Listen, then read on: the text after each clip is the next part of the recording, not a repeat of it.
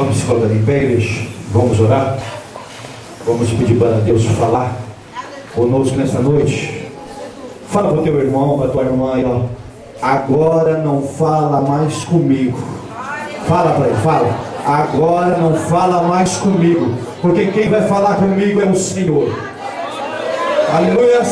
Oremos então. Senhor meu Deus e meu Pai, em nome de Jesus, aqui está, Senhor meu Pai, a tua igreja. Aqui está, Senhor meu Pai, aqueles que o Senhor escolheu para receber nesta noite a tua palavra, Senhor.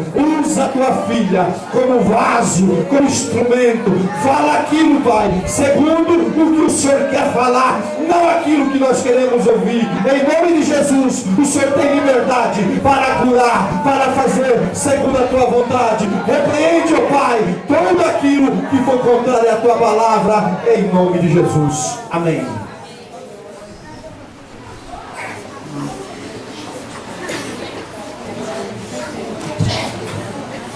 Eu cumprimento a igreja com a paz do Senhor. Os irmãos podem tomar assento.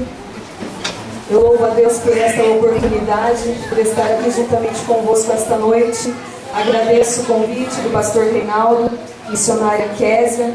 Para mim é uma alegria estar com vocês aqui. Eu gostaria que os irmãos abrissem comigo no tema desta festa, livro de Ageu, capítulo 2, versículo 6 e versículo 9. Me coloco nas mãos do Senhor nessa hora, e que Ele não me use pelo que sou, mas que Ele me use apesar do que sou, apesar das minhas fraquezas, apesar das minhas debilidades e das minhas limitações. Me coloco nas mãos de Deus para que Ele me use esta noite. Leiamos, irmãos. Está escrito, versículo 6, capítulo 2, versículo 6 do livro de Ageu. Porque assim diz o Senhor dos exércitos: ainda uma vez, daqui a pouco, farei tremer os céus e a terra, o mar e a terra seca. Versículo 9: a glória desta última casa será maior do que a primeira, diz o Senhor dos exércitos, e neste lugar darei a paz, diz o Senhor dos exércitos. Ageu, o profeta Ageu, este nome em hebraico significa festivo. Provavelmente o profeta Ageu nasceu em um dia de festa, até porque os israelitas tinham por ano 67 dias de festas religiosas. Então provavelmente o profeta Ageu nasceu em um dia festivo. O profeta Ageu é um profeta pós-exílio, ou seja, depois que o povo fora levado ao exílio babilônico. E só para lembrar, também assunto da escola dominical, eu creio que todos aqui frequentam a escola bíblica dominical. Aqueles que não frequentam devem começar a frequentar, porque a escola dominical é uma bênção. Somos fortalecidos, somos alimentados e crescemos na palavra de Deus através das aulas da escola bíblica dominical. Então, como é assunto desta lição? O povo de Israel, ao entrar na terra prometida, tinha ali alguns mandamentos que eles deveriam obedecer. Primeiro deles, não poderiam fazer aliança com os povos daquela terra. A ordem de Deus era que eles matassem todos aqueles povos. Isto porque a iniquidade daqueles povos já havia chegado na medida. Deus já havia dado bastante tempo àqueles amorreus, jebuseus, ferazeus e aqueles povos todos. 400 anos o Senhor já tinha dado para que eles se arrependessem. Mas eles não se arrependeram. E havia chegado a hora do juízo de Deus. Então Israel seria instrumento do juízo de Deus e deveriam exterminar aqueles povos. Não deveriam fazer alianças com eles para que os deuses deles não servissem de laço para Israel e não o fizessem cair. Acontece que Israel, logo no início ali, já falhou e fez aliança com os povos estranhos daquela terra. Vieram moradores ali de uma região circunvizinha e dizem que moravam muito longe. Comoveram o coração de Josué. Falaram que vinham de uma terra muito distante. Eles eram vestidos de roupas muito velhas, odres já muito antigo, e eles conseguiram enganar Josué. Josué, antes de consultar a Deus, fez ali uma aliança com eles e disse que não os exterminaria. E logo em seguida, Josué descobriu que eles eram os próximos povos a serem conquistados e exterminados. Mas para honrar a sua palavra, não exterminou aquelas pessoas. E isso realmente foi servindo de laço, porque eles fizeram alianças, eles deram suas filhas em casamento com aqueles povos e tomaram as filhas daqueles povos em casamento. E isso foi gerando ali um sincretismo, a religião, os deuses pagãos que aquela gente servia, os demônios que eles adoravam. Isso tudo foi enfraquecendo o povo de Israel. E Deus levantou muitas vezes profetas para que fossem e exortassem aquele povo ao arrependimento, para que aquelas pessoas deixassem os seus erros, os seus maus caminhos e se voltassem a Deus. Mas era um povo de dura cerviz, ainda que superficialmente se arrependessem, logo voltavam a praticar os mesmos atos abomináveis a Deus. E chegou a hora de vir o juízo de Deus. Então nós sabemos que o Reino Norte, as 10 tribos, caiu em 722 a.C. diante da Assíria. A Assíria chegou e dominou todo o império, todo o Reino Norte e levou os cativos para a Mesopotâmia. Deus ainda deu um tempo maior para o Reino Sul, para Judá e Benjamim, mas ainda assim eles não se arrependeram completamente e chegou o dia de juízo para eles também. Nabucodonosor, em 586 a.C., chegou ali em Jerusalém, invadiu Jerusalém, destruiu tudo e levou o povo cativo. E este povo ficou ali por muitos anos, por desobediência. O Senhor, Ele não tolera a desobediência. O Senhor, Ele dá um tempo, Ele avisa, Ele exorta, Ele chama ao arrependimento. Mas chega uma hora que o juízo dEle é necessário. A correção e a disciplina de Deus, ainda que tardem, mas elas não falham. Elas virão, porque o Senhor não é Deus que minta, Ele não se arrepende. Ele dá tempo suficiente para que cada um de nós olhe para nós mesmos, para as nossas falhas e conserte. Agora, quando a pessoa realmente não quer, vai vir a correção de Deus. E isso ainda é por amor, porque a Bíblia diz que o Senhor é um Deus que corrige ao filho que ama. Aquele que é filho, ele tem por filho, então ele corrige. Porque aquele que está dentro da casa de Deus, sem correção, não é filho, mas é bastardo. Mas nós somos filhos de Deus e por isso somos corrigidos por Ele. É porque Ele nos ama e Ele nos quer bem. É por isso que Ele corrige. E aquele povo foi levado.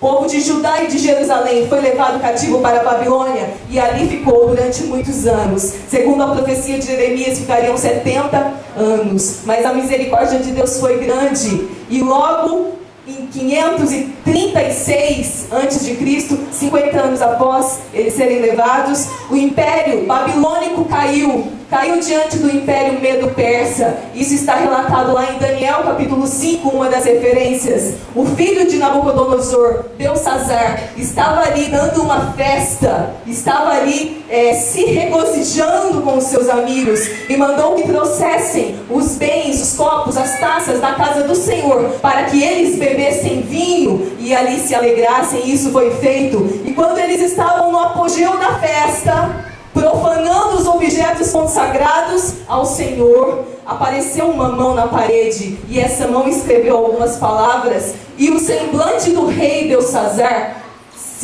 ficou caído. Ele ficou muito preocupado, entristecido, chamou os seus magos, seus adivinhos e ninguém sabia interpretar. Então sua mãe entrou na sua presença e disse: há um aqui no reino, um que veio exilado lá de Judá. Este tem o Espírito de Deus na sua vida. Este interpreta sonhos, interpreta enigmas, porque ele tem o Espírito de Deus na vida dele. E fizeram com que Daniel, aquele jovem, final da adolescência, foi levado cativo. Mas a diferença é que aquele jovem não se corrompeu, aquele jovem não se contaminou com as iguarias do rei, aquele jovem não se contaminou com o paganismo de Babilônia, aquele jovem permaneceu fiel a Deus e foi um exemplo naquele local. Trouxeram Daniel ali na presença de Belsazar e o rei disse: olha, eu vou te dar muitos presentes se você interpretar o que foi escrito na parede. E Daniel disse a ele: os teus presentes fiquem contigo, mas eu vou interpretar o que está escrito. Mene, mene, tekel, ufarsim. Qual era a interpretação? Contou Deus o teu reino e acabou. Pesado foste na balança e foste achado em falta. Dividido foi o teu reino e dado aos medos e aos persas. Naquela noite foi morto Belsazar, rei dos caldeus, e Dario o Medo ocupou o seu reino, sendo da idade de 62 anos. A palavra do profeta Daniel se cumpriu naquela mesma noite. Naquela mesma noite, o rei Belsazar, grande rei de Babilônia, caiu. E o imperador Medo-Persa Dario tomou todo aquele império. E aí cumpriu mais uma profecia dito através de Jeremias, através de Isaías. Ciro, o rei da Pérsia, foi tocado em seu coração e expediu um decreto que todos aqueles que quisessem poderiam voltar do exílio, poderiam voltar da Babilônia para Jerusalém e reconstruir o templo de Deus, reconstruir a casa do Senhor que estava em ruínas. E assim aconteceu. 42.360 pessoas voltaram para Jerusalém sob o comando de Zorobabel e começaram a construir, reedificar o templo do Senhor, e lançaram os alicerces e começaram a construir. Mas aconteceu algo. O inimigo, os inimigos hostis, os vizinhos, foram até eles e começaram a desencorajá-los, começaram a afrontá-los, e escreveram contra eles calúnias, para que a obra de Deus não fosse realizada, para que a obra de Deus não fosse concluída. E quantas vezes isso não acontece comigo e com você? Quantas vezes nos levantamos para fazer a obra do Senhor e logo o inimigo se opõe? Logo o inimigo vem com artimanhas, logo o inimigo tenta falar na nossa mente que não adianta, que não vai dar certo. Logo vem colocar sentimento de desânimo, de derrota. Logo nos faz sentir pequenos, logo nos faz desanimar. E assim foi aquele povo ficou desanimado. Tiveram que parar a obra do Senhor, tiveram que parar a reconstrução do templo. E isso perdurou por 15 anos, até que Deus levantou o profeta Ageu para exortá-los, para encorajá-los, para animá-los. E em nome de Jesus, nesta noite, eu ordeno sobre a sua vida ânimo, eu ordeno sobre a sua vida renovação de forças. Aquilo que você começou, você não vai abandonar na metade do caminho. Aquilo que Deus colocou na sua mão, você há de completar, você há de fazer, ser fiel até a morte. Você vai até o fim, você vai fazer tudo que Deus te mandou fazer. O inimigo não vai ter êxito contra nossas vidas, mas nós prevaleceremos, nós continuaremos e iremos até o fim, em nome de Jesus. Muito bem. O intuito do maligno é sempre nos fazer desfalecer, sempre nos fazer desanimar. Isso aconteceu com aquele povo e acontece conosco. Mas da mesma maneira que Deus levantou o profeta Ageu, hoje Ele levanta profetas, hoje Ele levanta homens e mulheres, usados e ousados, para falar palavras de encorajamento e para nos exortar a continuar. A nossa caminhada é longa, o nosso descanso não é aqui. Nós temos que levantar a cabeça e continuar marchando. A Bíblia diz ainda que caia, não ficará prostrado. O Senhor levantará. E nós não somos dos que retrocedem, mas dos que avançam. Uns se encurvam e caem, mas nós nos levantamos e estamos em pé para a glória de Deus.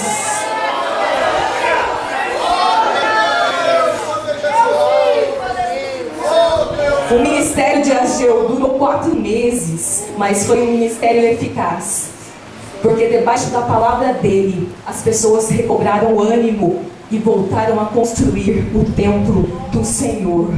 Nos lembremos, irmãos, que Jesus disse lá em Lucas, capítulo 9, versículo 62, o seguinte: ninguém que lança a mão ao arado e olha para trás é apto para o reino de Deus. Quem colocou a mão no arado não pode olhar para trás.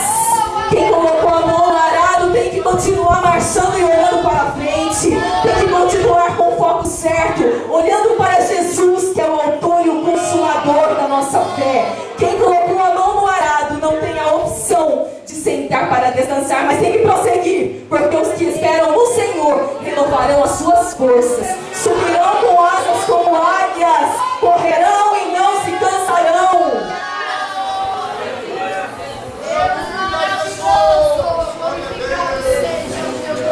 A mensagem, o tema de Ageu, trata de problemas comuns em todos os tempos e para todos nós. E eu vou falar esta noite de 2 desses problemas, dessas dificuldades. Amanhã, se Deus nos permitir, falaremos mais. O primeiro, falta de coragem, o desânimo e a apatia. Irmãos, para conquistarmos algo, para chegarmos em algum lugar, é necessário ter ânimo, é necessário ter força de vontade, ter vigor, é necessário ter coragem para avançar, para prosseguir. Nos lembremos do que Deus disse lá para Josué. Moisés havia morrido e o povo estava prostrado, pranteando a morte daquele grande líder que durante 40 anos estava ali à frente do povo. E quando Deus chegou para Josué, a primeira coisa disse para ele: Josué, levanta-te. Josué, levanta-te. Nesta noite eu não sei se há alguém prostrado, emocionalmente prostrado, espiritualmente cansado, mas se você entrou assim, você vai sair de outra maneira. Você vai se levantar nessa noite. Você vai se levantar em nome de Jesus. Você não vai permanecer prostrado. O Senhor é quem vai te fortalecer nessa noite. O Senhor é quem vai te dar ânimo, é quem vai te dar vigor, é quem vai te fazer ficar em pé e marchar e cumprir o que Ele tem para a sua vida. Vamos ler lá Josué capítulo 1, a partir do versículo 2. Porque isso é bom para as nossas almas. Josué capítulo 1, a partir do versículo 2.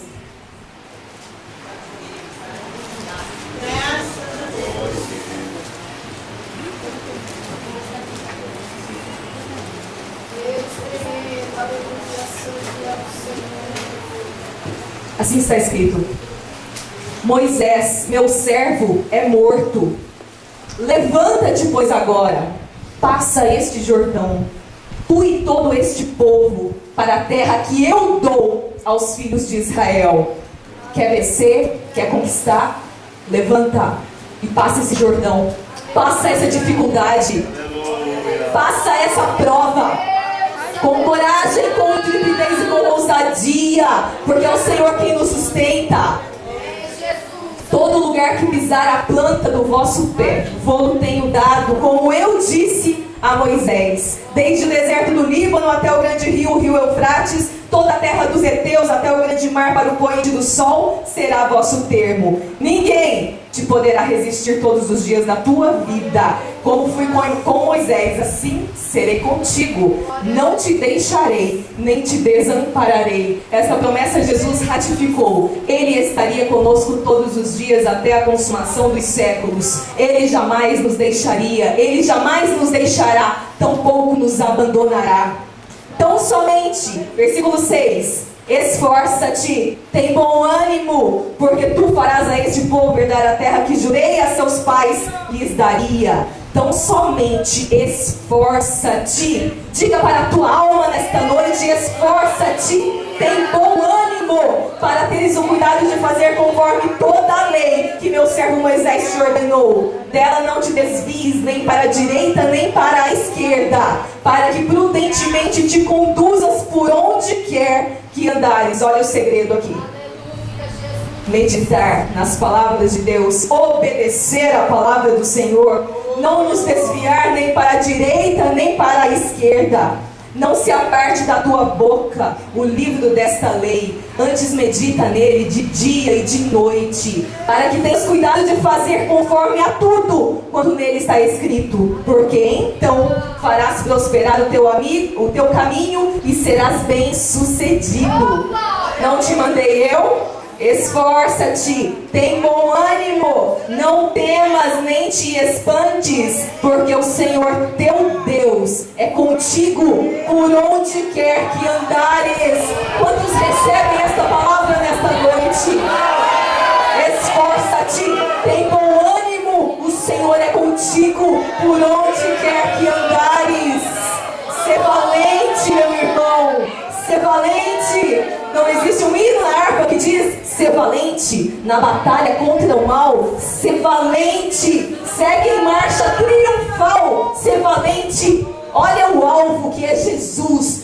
Não deixes tua cruz. Ser valente, ser valente. O Senhor nos chamou como soldados valentes, valorosos, aptos para guerrear. A Bíblia diz que os covardes e os tímidos não herdarão o reino de Deus. Temos de ter coragem. É o Senhor quem nos dá, é o Senhor quem nos concede, porque é para a glória do nome dEle, porque é para louvor do nome dEle. Levante a sua cabeça, prossiga, porque é daqui a pouco.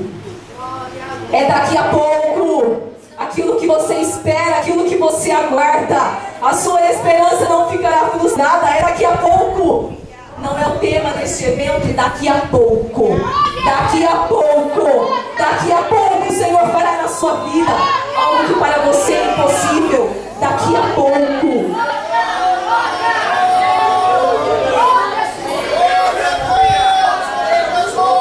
Suporte, irmão, as adversidades. Não desista. Persevere. Vá adiante. Anime-se. Pare muitas vezes de se lamentar, de relembrar, coisas amargas, dolorosas, de ficar ali naquela situação de autocomiseração. Pare com isso. Não olhe mais para trás, não. Olha para frente. Olha para frente. Esquece o que ficou para trás. Esquece. O próprio Deus diz que os nossos pecados Ele lança no mar do esquecimento. Ele não fica toda hora recordando, lembrando, não. E nós não devemos ficar lembrando dos nossos